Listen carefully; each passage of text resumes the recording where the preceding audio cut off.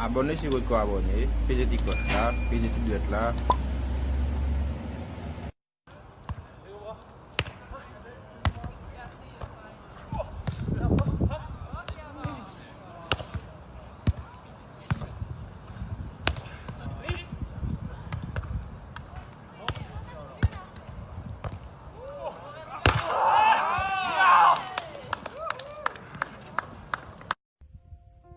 Então, galera, vê só.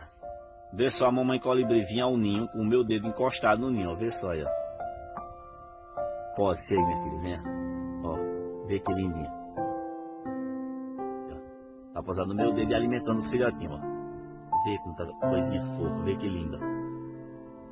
Isso sim é o que eu chamo de natureza. Linda. Vê que lindinho, tá alimentando os filhotinhos, ó. Filhotinho aí, coma aí. Melzinho tirado da flor, o néctar bem gostosinho, vê que linda. Olha que coisa linda, rapaz. Quando eu vi essa imagem, eu não pude deixar de postar, porque eu senti no coração algo maravilhoso, que quero compartilhar com você. A mente do mestre, a escritura sagrada diz que um homem chamado Elias, certa vez, quis ouvir Deus.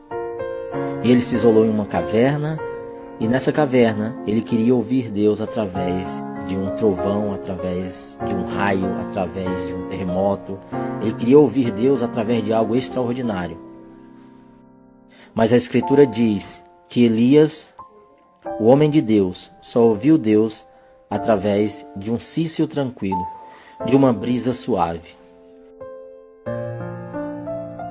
Eu espero que essa imagem dessa mamãe beija-flor cuidando do seu filho possa fazer com que você entenda que em meio a tanta guerra, em meio a tanta luta, em meio a tanta dificuldade, em meio a uma pandemia, esse é o cício tranquilo, é a brisa suave de Deus para você hoje. Ele cuida de você, Ele cuida de mim, Ele cuida de todos nós. Nós vamos vencer.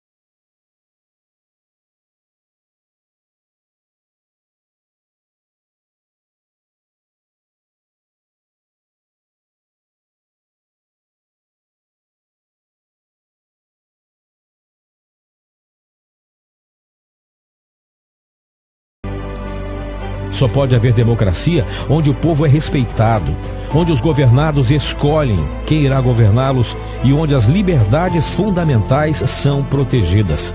É o povo quem legitima as instituições e não o contrário. Isso sim é democracia.